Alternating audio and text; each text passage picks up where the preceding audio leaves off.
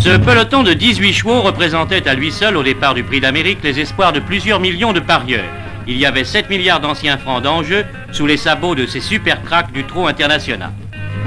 Vous imaginez la somme d'émotions que tout cela représente pour ceux qui avaient osé risquer la fortune sur les chances de l'un de ces chevaux.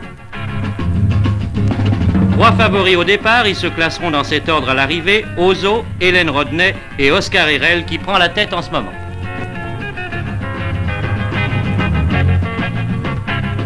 Pas pour longtemps, Ozo, l'idole de Vincennes, s'envole vers une nouvelle victoire, une victoire qui, si elle rapporte peu aux parieurs du tiercé, couvre d'or l'heureux gagnant de la loterie nationale qui empoche les 200 millions d'anciens francs du sweepstake. À Megève, pour la Coupe Émile Allais, on pouvait s'attendre à un nouvel épisode de la guerre des skis. Ski français, ski autrichien, pour Jean-Claude Killy, la question était réglée. Et c'est sur du matériel français que le jeune champion de Val d'Isère devait encore une fois affirmer sa supériorité sur ses éternels rivaux, les Autrichiens.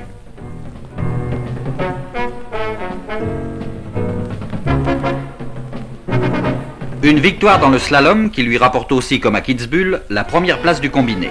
Honoré Bonnet est satisfait, avec Killy, il est tranquille pour des années. Mais l'épreuve la plus spectaculaire sera incontestablement la descente. Sur la piste Émile Allais, l'une des plus difficiles d'Europe, les hommes fusées, lancés à plus de 100 à l'heure, prendront parfois avec la trajectoire idéale des libertés dangereuses. Une douzaine y passeront, de quoi donner le frisson aux plus blasés. Par miracle, il n'y aura que 2 blessés, dont Guy Périlla qui, sur une bosse du Schuss terminal, réalise la plus fantastique cabriole de sa carrière. Le mur de Bornée, une pente vertigineuse terminée par un virage brutal, Killy sera le seul à trouver la ligne parfaite. Il réalise le meilleur temps. Il croit en sa victoire, mais derrière, il y a Leitner, dont nous allons suivre la descente d'un bout à l'autre. Une force de la nature, ce Leitner. Plus athlétique que Killy, plus lourd surtout, et dans ce domaine, le poids n'est pas l'ennemi, au contraire. Il file comme une flèche, 100, 110 à l'heure. Les 3200 mètres qui séparent le portillon de départ de la banderole d'arrivée, c'est à 80 de moyenne qu'il va les avaler.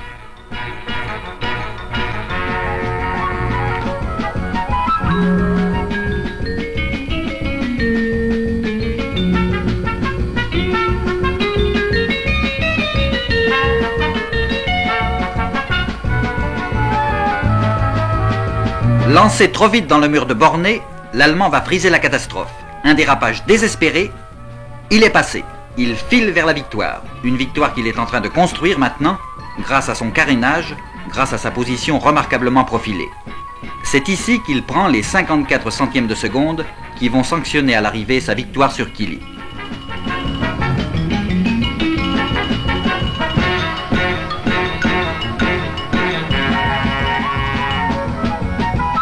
Ludwig Leitner est premier, mais Jean-Claude Killy, skieur complet, restera la vedette de ce Grand Prix.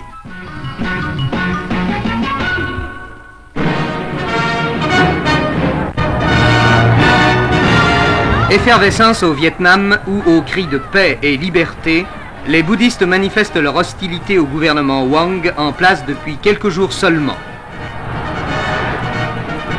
Des ordres qui vont fournir au général Khan le prétexte à une reprise en main des affaires. Ce sera le 7e coup d'État depuis la chute de Ngo Dinh Diem. Le général a tenu à se justifier, M. Wang était un incapable. D'entrée, le nouveau régime s'est voulu inflexible. L'un de ses premiers actes a été l'exécution publique d'un jeune terroriste, arrêté alors qu'il transportait une bombe. Une sanction qui se voulait exemplaire et qui s'est déroulée pourtant dans l'indifférence générale. Dans ce tissu de contradictions, la seule réalité demeure le Viet Cong dont la pression se fait de plus en plus forte. Une masse de manœuvres qui a maintenant dépassé le stade du maquis pour s'organiser en unités régulières. Américains et Vietnamiens l'éprouvent tous les jours, en dépit des captures spectaculaires qu'ils peuvent parfois réaliser.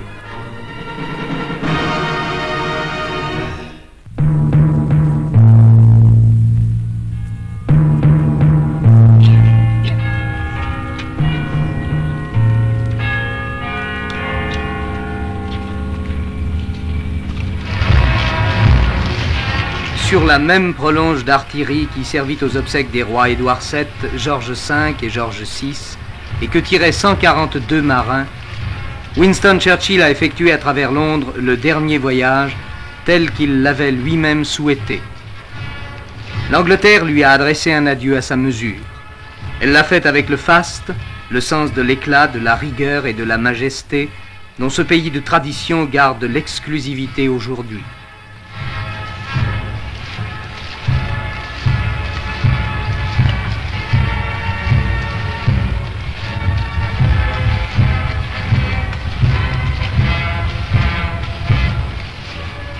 Dans cette prodigieuse procession qui durera 3 heures, la cathédrale Saint-Paul était une halte où 11 chefs d'État et souverains étaient venus joindre leur adieu à celui de Londres. Le général de Gaulle, la reine Juliana des Pays-Bas et le prince Bernard, la princesse Margaret et son mari, Lord Snowdon. Fait exceptionnel, la reine Élisabeth avait tenu à être présente.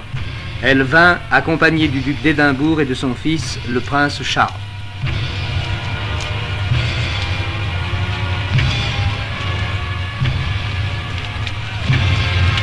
C'est à la fois toute l'Angleterre et 112 nations qui saluèrent la dépouille mortelle de Sir Winston, que 8 grenadiers de la garde portèrent jusqu'au centre de Saint-Paul, suivi de Lady Churchill et de toute la famille du disparu.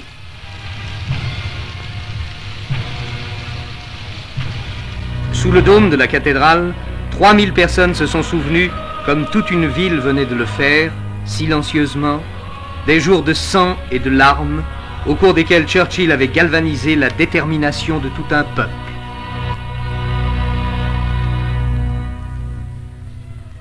Ce que le monde doit à cet homme, les chefs d'État ou leurs représentants en ont apporté le témoignage par leur présence sur les marches de Saint-Paul, alors que la lente procession allait reprendre le chemin de l'embarcadère de la Tour de Londres.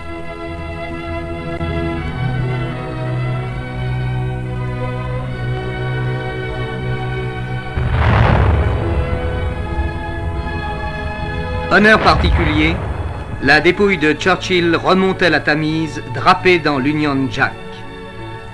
Avant lui, l'Angleterre n'avait accordé ce privilège qu'à la dépouille d'un autre Anglais, Nelson.